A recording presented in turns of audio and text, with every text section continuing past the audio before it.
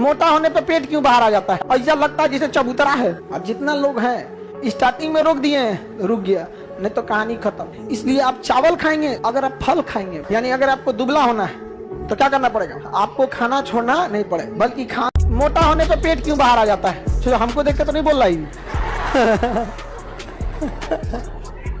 हाँ, देखिए होता क्या है समझिए।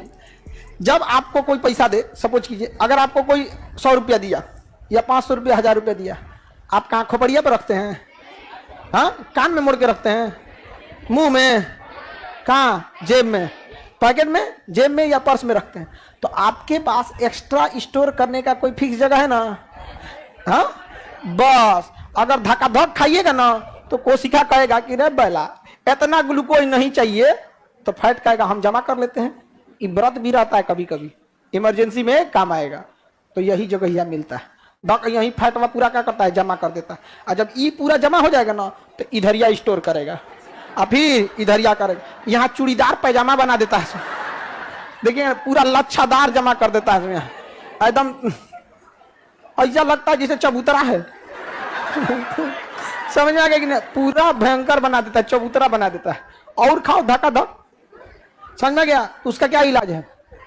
कम खाइए, ज्यादा मेहनत कीजिए, ताकि आपकी ऊर्जा की जरूरत ग्लूकोज से नहीं बल्कि उस जमा हुए फैट को गला के हो सके, जमा हुए फैट को गला के हो सके। समझ में गया कि नहीं? क्या कितना सिंपल है ये सब। महिलाओं में फैट ज्यादा होता है, रीजन भी है, महिलाएं फिजिकल एक्टिविटी बहुत कम करती हैं। आप अपने घर में देखिए, मान के चलिए कि आपके पिताजी हैं और माताजी हैं। माताजी का काम छोटे से एरिया में रहता है, घर में आना जाना, फिजिकल एक्टिविटी कम रहता है। पिताजी खाली बहरवे रहते हैं। उनका न्योता में जाएंगे तो इधर चल जाएंगे, उधर चल जाएंगे, कहीं जाके 10 आदमी का ग्रुप बना के चाय पीते रहेंगे, समझना क्या कि नहीं क्या, सब्जी खरीदने इधर उधर काम करते रहते हैं। तो उनके शरीर में तो ग्लूकोज जमा होता है, फैट जमा होने का मौका नहीं मिलता। और महिलाओं के शरीर में मौका मिल जाता है। इस वजह से क्या हो जाता है? फैट क्या हो जाता है? जमा हो जाता है।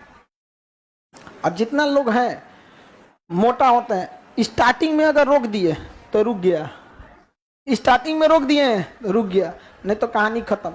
हमारा ससुरा 82 किलो के हो गए, और हम क्या करें?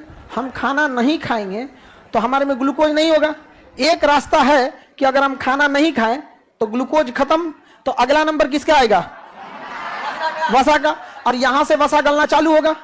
लेकिन जब वसा गलता है ना तो थोड़ा टाइम लग जाता है, इसलिए हमें एनर्जी की कमी फील होती है, क्योंकि ग्लूकोज धक्का धक गलते जाता है। वसा में टाइम लगेगा, वसा गलेगा, ग्लूकोज में ग्लूकोज आएगा कोशिका में, तो एक लंबा टाइम लग जाता है, इसलिए शरीर गिरा गिरा रहेगा।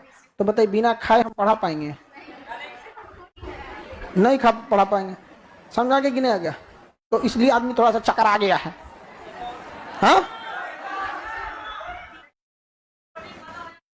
मर गए ये गधा कह रहा है प्रोटीन खत्म होगा तो क्या होगा? मर जाओगे। ये आधा भी हो गया ना तो क्या हो जाओगे? मर जाओगे। क्योंकि प्रोटीन खत्म होने का मतलब मांस गलने लगा और हड्डी गलने लगा, तो बचेगा कौन चीज? Are par. प्रोटीन गलने के बाद ना, प्रोटीन गलने के बाद एक कैमरामैन आता है और HD फोटो निकालता है जिसपे गेंदा का फूल चढ़ा दिया जाता है। समझा गया? तो इसके बाद की घटना है HD फोटो। इसके बाद HD photo with flower, bracket में रेस्ट इन पीस। बहुत मेहनत हुआ, अब क्या कीजिए? रेस्ट कीजिए। बहुत माइट्रोकांड्रिया ग्लाइकोलाइसिस हो गया, अब क्या कीजिए? रेस्ट कीजिए। रेस्ट इन पीस, खत्म कहानी, खत्म हो गया आपका।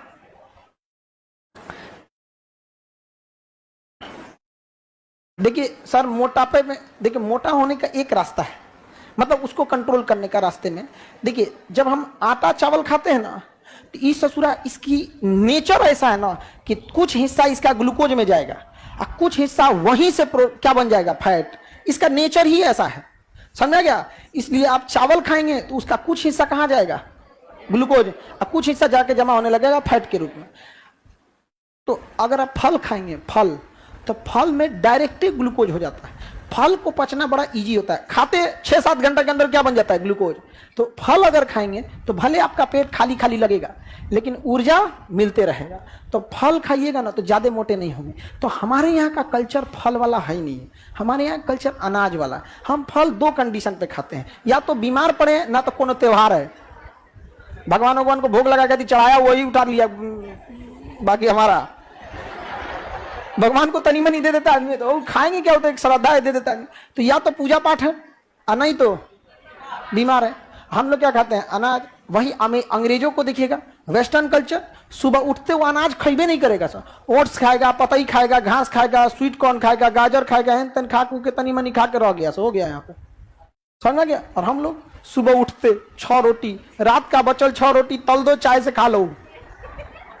हम कैसे मोटाए हैं? रात का 6 गो रोटी बचल, उसको सुबेरे तल दिए और चाय ले लिए रिफाइन लगा के, और खाते रह गए। यहाँ पे वो जो तले हैं वो डायरेक्ट वसा है, वो जो तले हैं तेलवा में ना रिफाइन में, वो डायरेक्ट वसा है। तो डायरेक्ट ले गए, डेली तनी तनी जमा होते होते होते पता नहीं चला, चकरा दिया। यानी अगर आपको दुबला होना है तो क्या करना पड़ेगा? हाँ, खाना छोड़ना पड़ेगा। आपको खाना छोड़ना नहीं पड़े, बल्कि खाना को लिमिटेड करना पड़ेगा कि जो जरूरत की चीज है उतना ही ग्लूकोज बने, थोड़ा बने और थोड़ा फैट से ले, थोड़ा खाइए और थोड़ा फैट गलाइए, थोड़ा खाइए थोड़ा फैट गलाइए। समझ में आ रहा है कि नहीं आ रहा है? किसी को दिक्कत है तो बोलिए। मुन्ना कुमार, सर ये सब तो ठीक है, ग्लूकोज के बाद फैट गलता है, पतला आदमी का क्या होगा? वो बेचारा का डायरेक्ट प्रोटीन गलेगा, समझ में गया?